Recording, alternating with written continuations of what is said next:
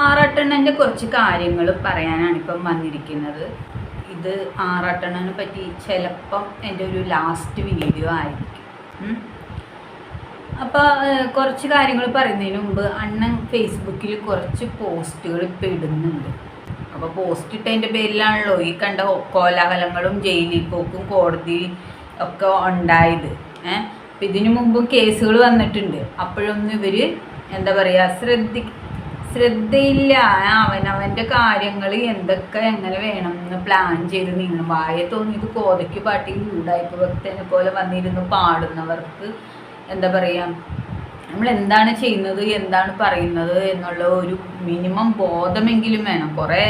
ഞാൻ കുറേ പഠിച്ചിട്ടുണ്ട്, ഞാൻ ആരാണെന്നറിയാമോ, എന്നെ തന്നെ ഇടയ്ക്കിടയ്ക്ക് വിളിച്ചിട്ട് ചോദിക്കാറുണ്ട്. ഒരു 3-4-5 പ്രാവശ്യം ചോദിക്കാറുണ്ട്, നിങ്ങൾക്ക് ഞാൻ ആരാണെന്നറിയാമോ, നിങ്ങളെന്നെ പറ്റി അങ്ങനെ പറഞ്ഞില്ലേ ഇങ്ങനെ പറഞ്ഞില്ലേ, നിങ്ങളെന്നാ എന്തോ പറഞ്ഞു, നിങ്ങളെന്നാ ആറാട്ടെണ്ണം വെറും പൊട്ടനാണ് എന്ന് പറഞ്ഞില്ലേ എന്നും പറഞ്ഞിട്ട് കുറച്ച് 3-4 പ്രാവശ്യം എന്നെ വിളിച്ച് ചോദിച്ചിട്ടുണ്ട്. അതായത് ഈ അലൻ ജോസ് പെരേരയും ആറാട്ടെണ്ണനും തമ്മിലുള്ള വ്യത്യാസം എന്താണെന്ന് വെച്ച് കഴിഞ്ഞാൽ, പെരേരേനെ നമ്മൾ എന്തെങ്കിലും പറഞ്ഞു കഴിഞ്ഞാൽ വൈരാഗ്യം ഉള്ളിൽ വെക്കില്ല. സാധുവായിട്ടുള്ള ഒരാളാണ് അവൻ. അവിടെ നിന്ന് മാറിപ്പോയിട്ട് അവൻ്റേതായിട്ടുള്ള കുറച്ച് കളികളും കാര്യങ്ങളുമായിട്ട് അവൻ മുന്നോട്ട് പോവുകയാണ് ചെയ്യുന്നത്.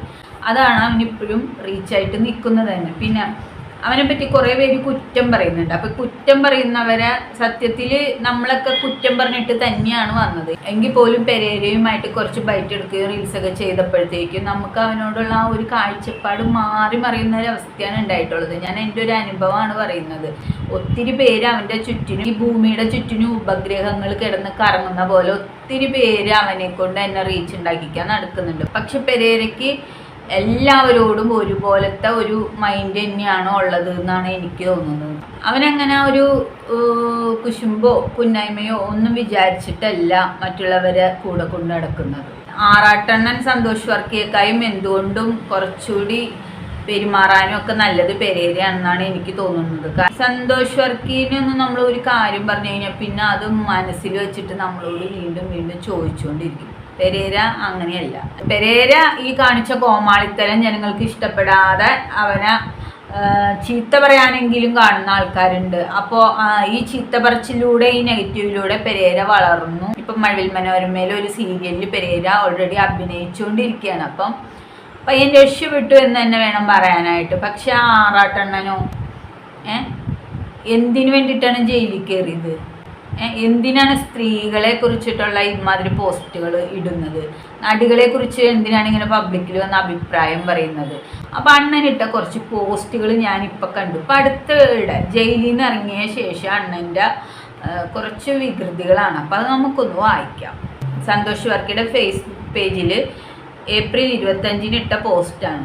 എൻ്റെ പുതിയ ഇൻസ്റ്റഗ്രാം അക്കൗണ്ട് സിനിമാക്കാർ വീണ്ടും കളഞ്ഞു. പണമുള്ളവർക്ക് എന്തും ചെയ്യാം എന്ന അവസ്ഥയാണ് കേരളത്തിൽ ഇപ്പോൾ. ഫ്രം ആറാട്ടണ്ണൻ.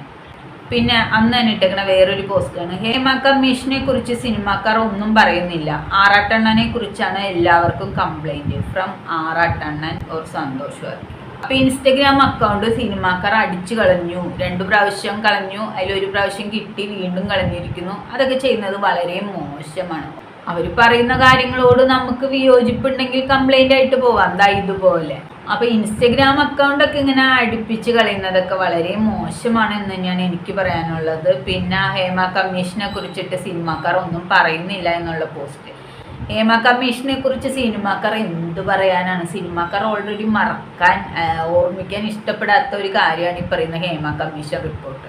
അപ്പോൾ ഇത് പറഞ്ഞുകൊണ്ടിരിക്കുന്നത് സിനിമാക്കാരെ എപ്പോഴും ഇതിങ്ങനെ പറഞ്ഞുകൊണ്ടിരിക്കുന്നത് ആറാട്ടെണ്ണനാണ്.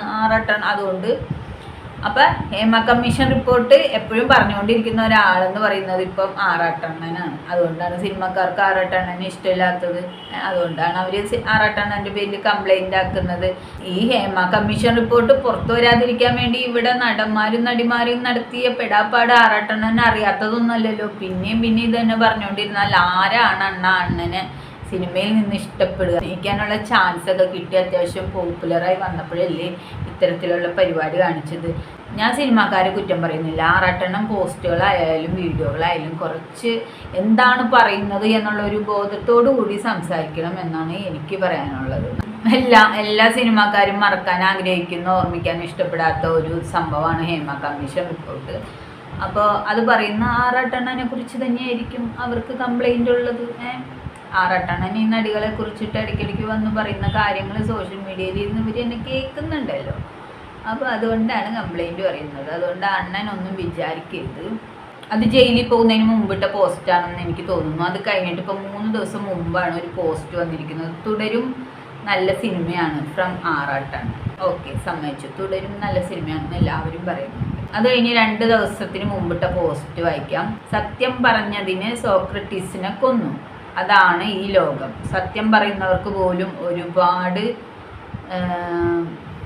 എനിമീസ്,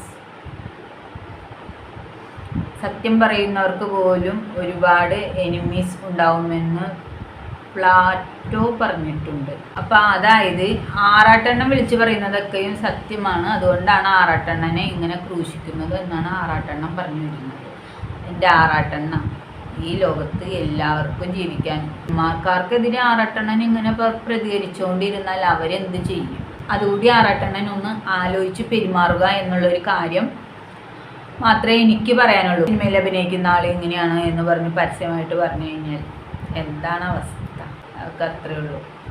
പലരും ഇപ്പോൾ ഇവിടെ സത്യങ്ങൾ പറയാൻ ധൈര്യപ്പെടുന്നില്ല. കാരണം ലോകം ഇന്ന് അങ്ങനെയാണ്, സത്യം പറയുന്നവരെ കല്ലെറിയും. അത് മനസ്സിലാക്കി പ്രവർത്തിക്കുക. അടുത്ത പോസ്റ്റാണ്, 1 ദിവസം മുമ്പിട്ട പോസ്റ്റാണ്. ഇന്നത്തെ പിള്ളേർക്ക് മലയാളം സിനിമയോട് പുച്ഛമാണ്, അവർക്ക് താല്പര്യം ഹോളിവുഡ് സിനിമകളോടാണ് ഫ്രം ആറാട്ടണ്ണൻ. അത് ഏകദേശം കറക്റ്റായിട്ടുണ്ടെന്ന് തോന്നുന്നുണ്ട്. പുച്ഛം എന്നൊന്നും പറയാൻ പറ്റില്ല. മലയാളപ്പടം കാണുന്ന കുട്ടികളും ഉണ്ട്. കൂടുതലും അവർക്ക് അന്യഭാഷ ചിത്രങ്ങളോടാണ് താല്പര്യം. ഒക്കെ ഏകദേശം ഒരു ശരി തന്നെയാണ്. അടുത്ത പോസ്റ്റ്, തുടരും സിനിമയിൽ മോഹൻലാലിനെ കാണാൻ പറ്റുന്നില്ല ഫ്രം ആറാട്ടണ്ണൻ. എന്താ ആറാട്ടണ്ണ, കണ്ണിനോ വല്ല കുഴപ്പമുണ്ടോ? കണ്ണട വെച്ച് പോവായിരുന്നില്ല, അപ്പം കാണാൻ കഴിയുമായിരുന്നല്ലോ. പഴയ മോഹൻലാലിനെയാണ് ഉദ്ദേശിക്കുന്നതെങ്കിൽ പഴയ മോഹൻലാലിനെ ഇനി കാണാൻ കഴിയില്ല. കാരണം അദ്ദേഹത്തിന് ഓൾറെഡി ഏജ്ഡായി. കാലം നമ്മളെയൊക്കെ എന്താ പറയുക, വാർദ്ധക്യത്തിലേക്ക് തന്നെയാണ് കൊണ്ടെത്തിക്കുന്നത്. അപ്പോൾ ആ ഒരു കാലത്തിൻ്റേതനുസരിച്ചിട്ടുള്ള ശരീരത്തിൽ മാറ്റങ്ങൾ വരും. അപ്പോൾ പഴയ മോഹൻലാലിനെ കാണണം എന്ന് വിചാരിച്ചുകൊണ്ട് ഇപ്പോൾ ഈ കാലഘട്ടത്തിൽ ചെന്നിട്ട് സിനിമ കണ്ടു കഴിഞ്ഞാൽ കാണാൻ പറ്റും. അതായത് തേന്മാവിൻ കൊമ്പത്ത് ചിത്രം, മിഥുനം ഒക്കെ അഭിനയിച്ച പോലത്തെയുള്ള മോഹൻലാലിനെ ഇപ്പോൾ കാണാൻ കഴിയില്ല. എൻ്റെ ആറാട്ടേ എന്നാണ് എനിക്ക് പറയാനുള്ളത്. വീണ്ടും ഇന്നലെ ഒരു പോസ്റ്റ് ഇട്ടിട്ടുണ്ട്, മാനസിക രോഗികൾക്ക് വേണ്ടി സംസാരിക്കാൻ ആരുമില്ല ഫ്രം ആറാട്ടണ്ണൻ.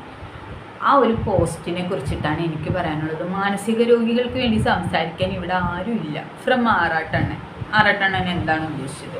മാനസിക രോഗികൾക്ക് വേണ്ടി സംസാരിക്കാൻ ആരുമില്ല എന്ന് ആറാട്ടണ്ണൻ പറയുവാണോ, അതോ ആറാട്ടണ്ണനെ കുറിച്ചിട്ട് ആറാട്ടണ്ണന് വേണ്ടി സംസാരിക്കാൻ ഇവിടെ ആരുമില്ല എന്നാണോ ഉദ്ദേശിച്ചത്? അതൊന്നും വ്യക്തമായി എഴുതണമായിരുന്നു. മനസ്സിലായില്ലേ? അപ്പോൾ സ്വയം, ഇനി രണ്ടാമത്തെ കാര്യമാണ് ഉദ്ദേശിച്ചെങ്കിൽ സ്വയം മാനസിക രോഗിയാണ് എന്ന് പറഞ്ഞുകൊണ്ട് ഇങ്ങനെ നടക്കരുത് എന്നാണ് എനിക്ക് പറയാനുള്ളത്.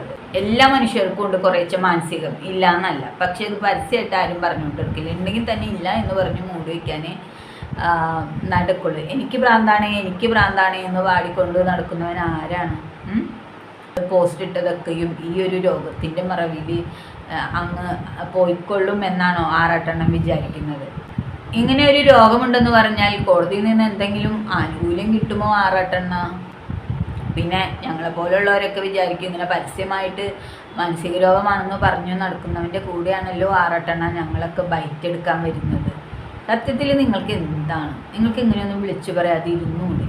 ഈ മാനസിക രോഗമുള്ള ആൾക്കാരെ ആരെങ്കിലും 2 വീലർ ഓടിക്കും? അതും പോലെ 2 വീലർ ഓടിച്ചിട്ട് ഉള്ള മാളുകളിലും തിയേറ്ററുകളിലൊക്കെ കയറി ഇറങ്ങിയിട്ട് ഫിലിം കാണാൻ നടക്കുമോ? അപ്പോഴൊന്നും ഒരു കുഴപ്പമില്ലല്ലോ. ഒക്കെ സമൂഹത്തിൽ നല്ല ഡീസൻ്റ് ആയിട്ടാണല്ലോ പെരുമാറുന്നത്. ഞാൻ ഒരു മാനസിക രോഗമില്ല, ഒക്കെ ഡീസൻ്റ് ആയിട്ടാണ്. ബുക്ക് വായിക്കുന്നു, നല്ല സ്റ്റൈലായിട്ട് നടക്കുന്നു, റീൽസ് ചെയ്യുന്നു. ഇടയ്ക്ക് മാത്രം കുഴപ്പം. അപ്പം അതെന്താണ്? അതാണ് ചോദിക്കുന്നത്. ഇതെന്തുകൊണ്ടാണ് വരുന്നത്? അതിനുള്ള ഉത്തരം ആറാട്ടണ്ണൻ പറയും. നല്ല ചൂരലിന് 2 ചുട്ട പെട കിട്ടുമ്പോൾ എല്ലാ അസുഖവും മാറും.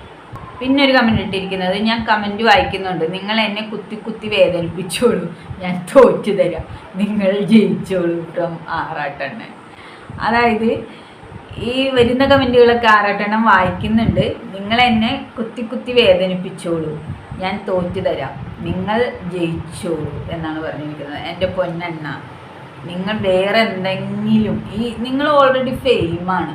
അപ്പോൾ ഈ ഫെയിമായിട്ടുള്ള ഒരാൾ വേറെ എന്തെങ്കിലും കാര്യങ്ങൾ ചെയ്യൂ. നമുക്ക് വ്ലോഗ് ചെയ്യാം, ട്രാവൽ ചെയ്യാം, പല ഓപ്ഷൻ ഉണ്ട്. ദൂരേക്ക് പോകാൻ വയ്യെങ്കിൽ എന്തെങ്കിലും അവനവനെ കൊണ്ട് പറ്റുന്ന ഈ ഒരു മേഖലയല്ലേ പരിചയമുള്ളൂ. അതുകൊണ്ടാണ് ഈ പറയുന്നത്. അങ്ങനെയുള്ള പോസ്റ്റുകൾ ഇടുമ്പോൾ വീണ്ടും ആളുകൾ കളിയാക്കും ആറാട്ടെണ്ണ. അപ്പം നമ്മൾ മാറുക, നമ്മൾ മാറുമ്പോൾ ജനങ്ങളും മാറും. അതാണ് എനിക്ക് പറയാനുള്ളത്. ചിലപ്പോൾ ആറാട്ടെണ്ണനെ പറ്റിയിട്ട് ഇതായിരിക്കാം എൻ്റെ ലാസ്റ്റത്തെ പ്രതികരണം, റിയാക്ഷൻ വീഡിയോ എന്ന് പറയുന്നത്.